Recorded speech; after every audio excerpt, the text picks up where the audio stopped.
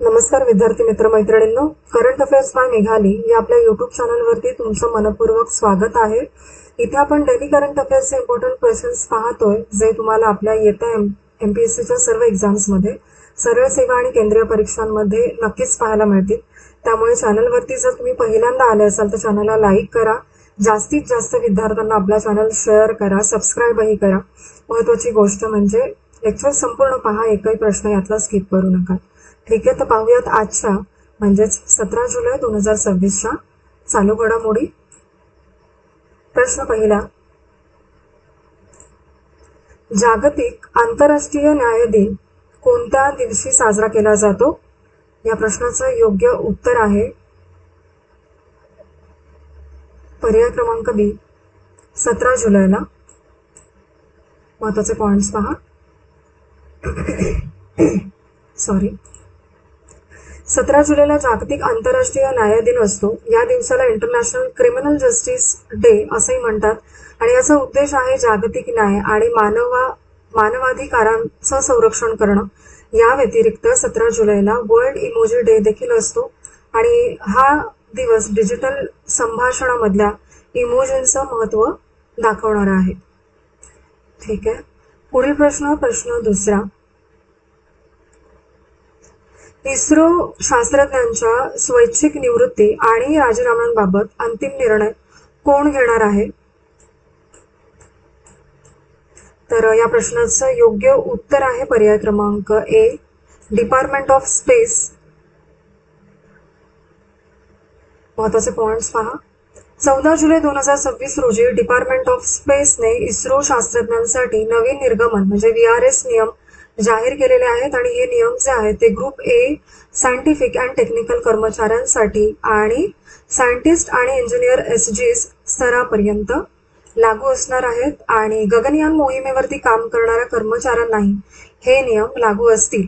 आणि आता ISRO centre director थेट स्वेच्छानिवृत्ती मंजूर करू शकत नाहीत. अंतिम निर्णय हा डिपार्टमेंट ऑफ स्पेसकडे असणार आहे आणि जेव्हा एखादा मोठा प्रकल्प पूर्ण करायचा आहे तोवरती VRS मंजूर केली जाणार नाही असाही नियम त्यामध्ये आहे. आणि BR राव सॅटेलाइट सेंटर आणि विक्रम साराभाई स्पेस सेंटर बद्दल या आदेशाचा उल्लेख आहे.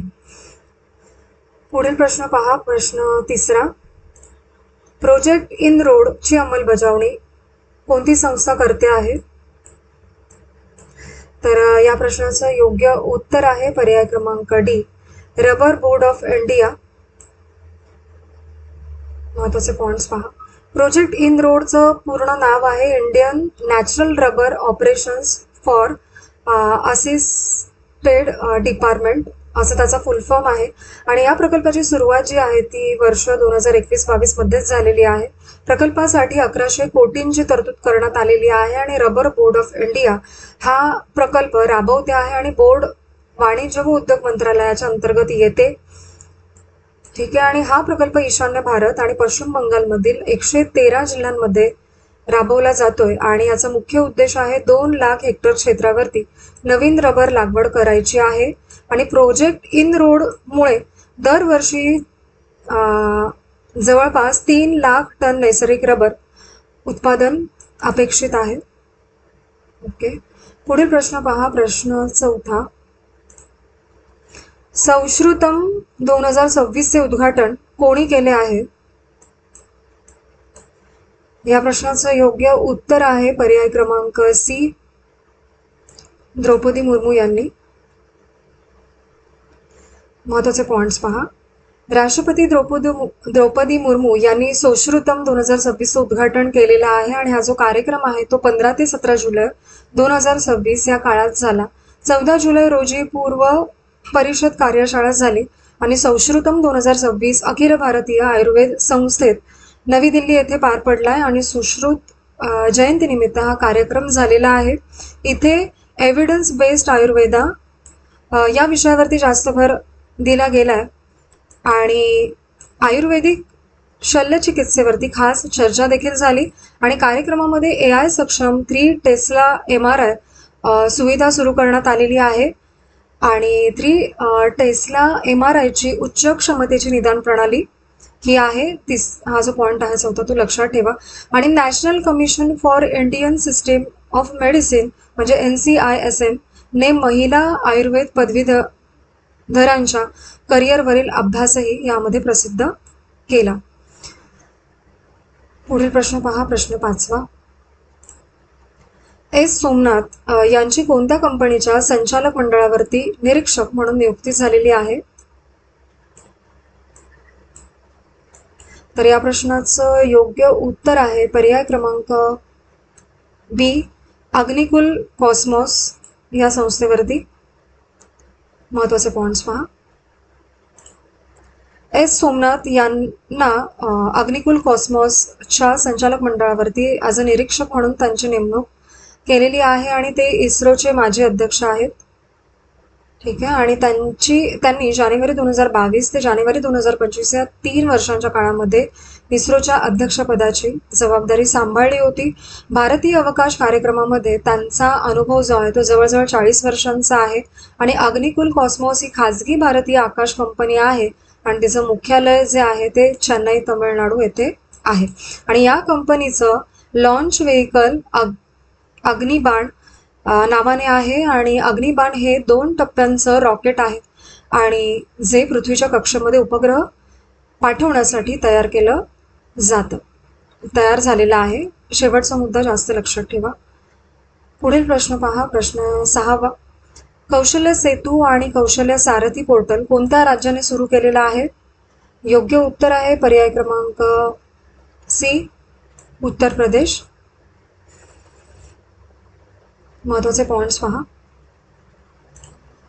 उत्तर प्रदेशने 15 जुलै 2026 रोजी कौशल्य सेतू आणि कौशल्य सारथी हे 2 पोर्टल सुरू केलेले आहेत आणि या पोर्टलचे उद्घाटन कपिल देव अग्रवाल यांच्या हस्ते झालेला आहे.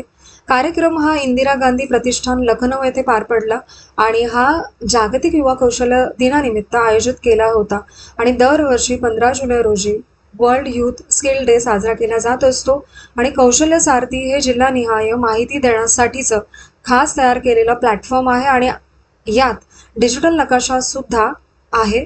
आणि UPSTM म्हणजे Uttar Pradesh skill development mission जी उत्तर प्रदेश कौशल्य विकासासाठीची मुख्य संस्था आहे. लक्षात ठेवा. पुढील प्रश्न 7वा. मोटार वाहन ॲग्रिगेटर नियम 2026 कोणत्या राज्याने लागू केलेले आहेत? योग्य उत्तर आहे पर्याय क्रमांक बी, महाराष्ट्र. महत्वाचे पॉइंट्स पहा.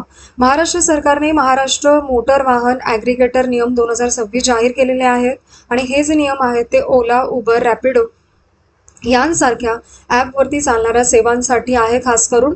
आणि ॲग्रिगेटर कंपन्यांना आत्ता परवाना अनिवार्य लागणार आहे आणि या नियमांना मुख्य उद्देश प्रवाशांची सुरक्षितता वाढवणं असा आहे. आणि सर्ज प्राइसिंग वरती मर्यादा असल्याने आणल्या आहेत आणि अनावश्यक भाडे वाढ करता येणार नाही यामध्ये. आणि प्रत्येक वाहनामध्ये आता पॅनिक बटन असणं बंधनकारक आहे प्रवासी सुरक्षेसाठी. ठीक आहे. पुढील प्रश्न पहा, प्रश्न 8वा.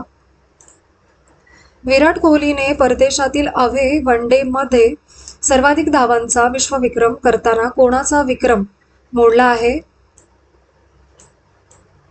तर या प्रश्नाचं योग्य उत्तर आहे पर्याय क्रमांक ए, कुमारा सांगाकारा याचा रेकॉर्ड त्याने मोडलेला आहे.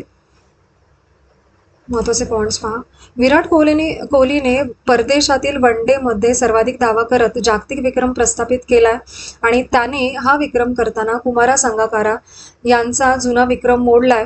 आणि भारत आणि इंग्लंड दरम्यान वन डे मध्ये कार्डिफच्या सोफिया गार्डन्सवरती हा विक्रम नोंदवला गेला. आणि 2026च्या भारताच्या इंग्लंड दौऱ्यात ही 3 सामन्यांची वन डे मालिका खेळली जाते आणि इंग्लंडच्या भूमीवरती सर्वाधिक आंतरराष्ट्रीय धावा करणारा भारतीय फलंदाज म्हणून त्याने राहुल द्रविडलाही मागे टाकलेलं आहे. आणि अवे ODI म्हणजे प्रतिस्पर्धा देशामध्ये खेळलेला एकदिवसीय सामना होय. पुढील प्रश्न पहा, प्रश्न 9वा. 2026 मध्ये भारतातील सोशल प्रोटेक्शन कव्हरेज किती टक्क्यांपर्यंत पोहोचलेलं आहे? या प्रश्नाचं योग्य उत्तर आहे पर्याय क्रमांक बी, 68.4 इतक्या. महत्त्वाचे पॉइंट्स पहा. भारताने 100 कोटींपेक्षा जास्त नागरिकांना सामाजिक संरक्षणाच्या कक्षेत आणलेला आहे आणि 2015ला सोशल प्रोटेक्शन कव्हरेज फक्त 19% होतं, तर आता ते 2026मध्ये वाढून 68.4 इतकं झालेलं आहे. हा बदल लक्षात घ्या 15 ते 2026चा. ठीक आहे. आणि 2015 ते 26 दरम्यान सामाजिक संरक्षणामध्ये मोठी वाढ झालेली आहे आणि ही माहिती जी आहे ती डॉक्टर मनसुख मांडविया यांनी जाहीर केली.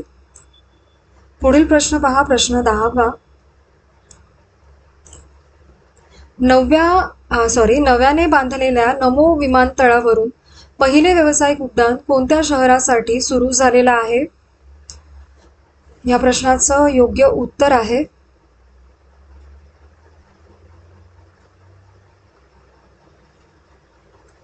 पर्याय क्रमांक डी, नवी दिल्ली यासाठी. महत्त्वाचे पॉइंट्स पहा. दमनच्या 9व्या नमो विमानतळावरून आता व्यावसायिक उड्डाणे सुरू झालेली आहेत. पहिलं व्यावसायिक विमान दमनहून थेट नवी दिल्लीला गेलेलं आहे आणि दमनला आता राष्ट्रीय राजधानीशी थेट हवाई जोड मिळालेली आहे. यामुळे आणि या हवाई सेवेमुळे पर्यटनासाठी देखील मोठी चालना मिळणार आहे. हवाई संपर्कामुळे इथल्या विकासालाही वेग मिळेल असं म्हटलं जातं. पुढील प्रश्न पहा, प्रश्न 11वा. भगवान जगन्नाथांची 149वी रथयात्रा कोणत्या शहरातून सुरू झाली आहे? योग्य उत्तर आहे याचं पर्याय क्रमांक बी, अहमदाबाद. महत्त्वाचे पॉइंट्स पहा. भगवान जगन्नाथांची 149वी रथयात्रा अहमदाबादवरून सुरू झालेली आहे आणि रथयात्रा जी आहे ती जमालपूर येथील 400 वर्षे जुन्या जगन्नाथ मंदिरातून सुरू झाली आणि रथयात्रा आषाढ शुल्क द्वितीया या दिवशी आयोजित केली जाते आणि केंद्रीय गृहमंत्री अमित शहा यांनी मंगला आरतीतही यामध्ये सहभाग घेतला आणि पाहिंड विधीत सुवर्ण झाडूने रथ मार्ग स्वच्छ करण्यात आला आणि रथयात्रेमध्ये भगवान जगन्नाथ, बलभद्र आणि देवी सुभद्रा यांच्या रथांचा समावेश असतो आणि रथयात्रेचा पारंपरिक मार्ग हा 16 किलोमीटर इतका आहे. शेवटचा जो पॉइंट आहे तो ॲज अ GS लक्षात ठेवा की नक्की काय असतं यामध्ये. ओके. आणि पुढील प्रश्न पहा, प्रश्न 12वा आणि आजचा आपला शेवटचा प्रश्न. मालवण ही कोणत्या श्रेणीतील युद्धनौका आहे? ठीक आहे, तर याचं योग्य उत्तर आहे पर्याय क्रमांक डी, माहे श्रेणीतील ही युद्धनौका आहे. महत्त्वाचे पॉइंट्स पहा. मालवण ही माहे श्रेणीतील दुसरी पाणबुडी विरोधी उथळ पाण्यातली युद्धनौका आहे आणि मालवण ही 22 जुलै 2026 रोजी भारतीय नौदलात समाविष्ट होणार आहे आणि मालवण कोचीन शिपयार्ड लिमिटेड कोची येथे बांधण्यात आलेली आहे आणि कोची शिपयार्ड लिमिटेड केरळमधील कोची येथे स्थित आहे. मालवण ही anti submarine warfare shallow watercraft आहे हे लक्षात घ्या आणि मालवणमध्ये 80% पेक्षा अधिक स्वदेशी घटकांचा वापर करण्यात आलेला आहे आणि ही युद्धनौका आत्मनिर्भर भारत उपक्रमाचे एक उदाहरण आहे.